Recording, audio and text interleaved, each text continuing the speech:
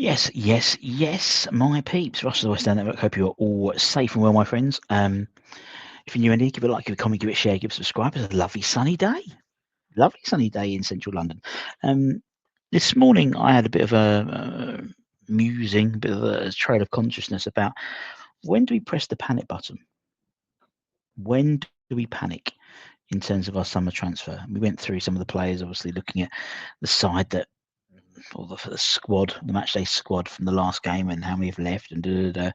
So go back and check that out and let us know in the comments of that one, when would you press the panic button?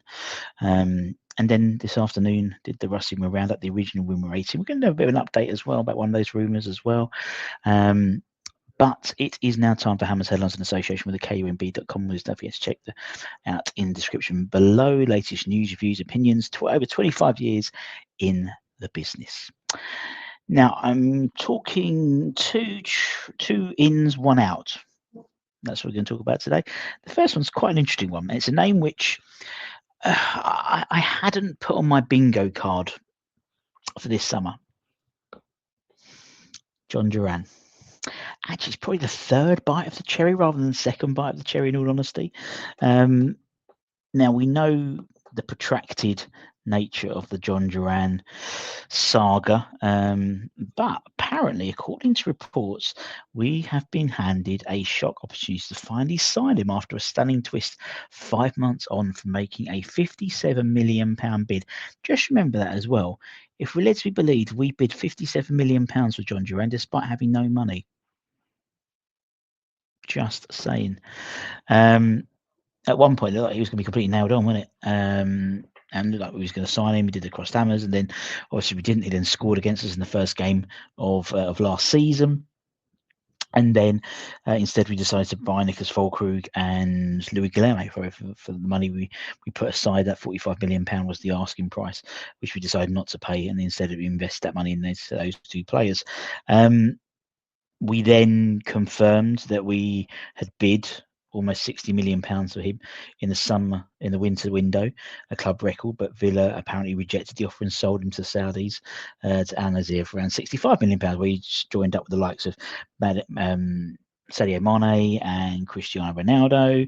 Now, out of the blue, the club potentially have been handed a chance at redemption, if you can call that. A shock twist for West Ham to finally sign him has opened up after a stunning twist at Al Nassr. He scored 8 goals in 12 appearances for the Saudi Pro League side, but now Al Nassr are planning to let him leave for next season as he has failed to settle in Saudi, which unsurprisingly, if you read the reports, he lives something like 500-600 miles away from the training ground or something. He has to get a plane every time to get to training. But according to the report, he's struggling mentally and personally. And that was reported in the Saudi newspaper Al Riyadh. The outlet said sources have told them Duran will be looking for a new club for the new season. Report states have explained the West Ham target will be loaned out due to difficulties he's facing on a personal level, which have affected his mental and technical stability.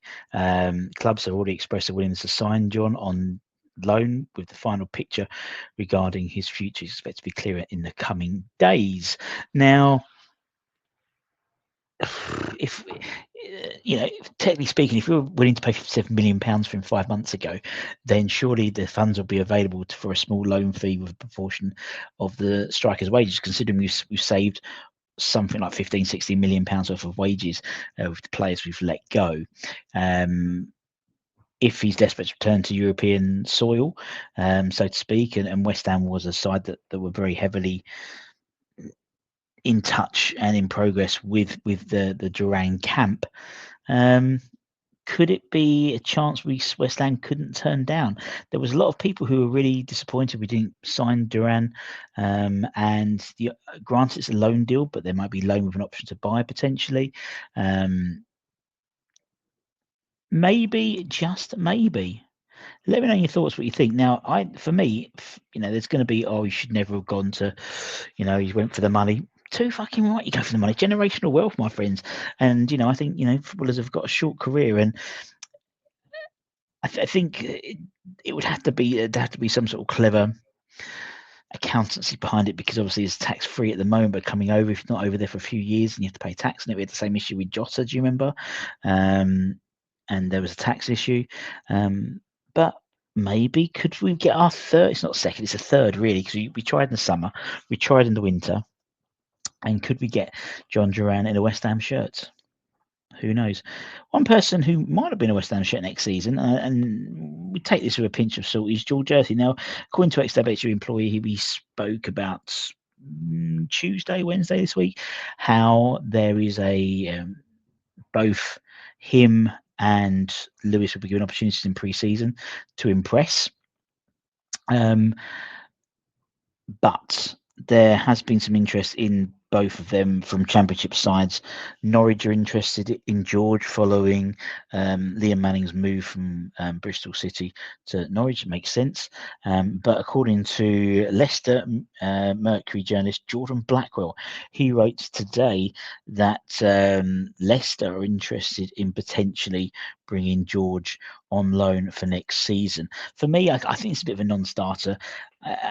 It might be a case towards the end of the transfer window if things are meant to be believed and we bring players in, and maybe it's deemed in terms of George's progression, he another season or maybe a season long loan with recall in January option could be useful for him rather than sort of staying on the bench, getting more reps.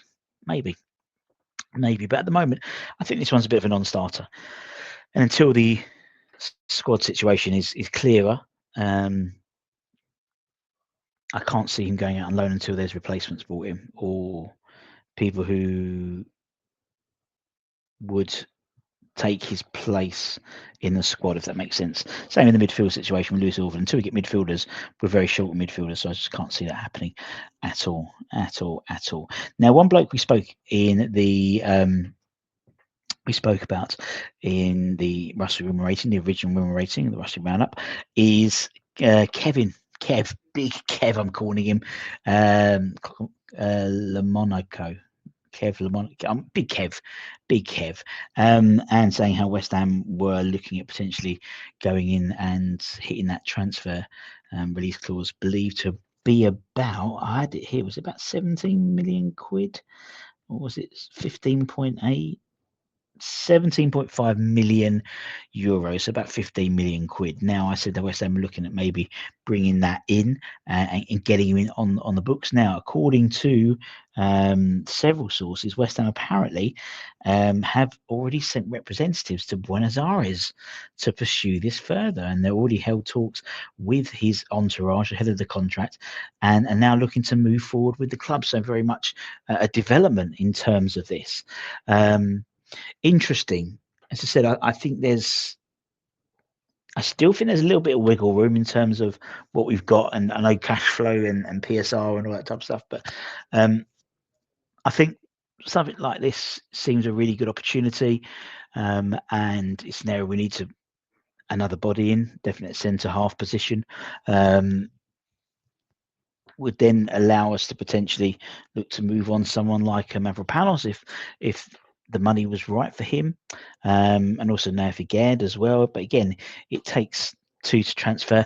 I think Naya one's quite interesting because, if we're led to be believed, CJ Elgin Riley is going to be signing for Marseille on a free transfer, previously of Burnley, or still with Burnley until the end of the month. And that could curtail Marseille's pursuit in Aguerd. They were very keen about him, so that would then lead him more to La Liga, with the likes of Atletico Madrid and Real Sociedad both interested. I think Bayer Leverkusen also have an interest in him because they'll be losing Jonathan Tah.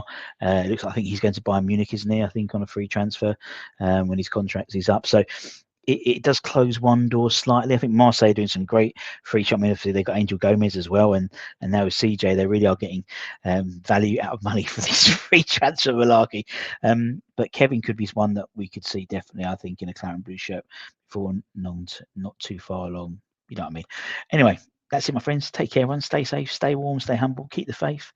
And don't forget to check out all of our two separate draws for Paolo Di Canio shirts at the moment, one with football prizes and our own one, which is due to close this evening. And I think there's probably about 30 or people who have bought tickets. So there's a real opportunity there for you if you want to have a really good chance of winning.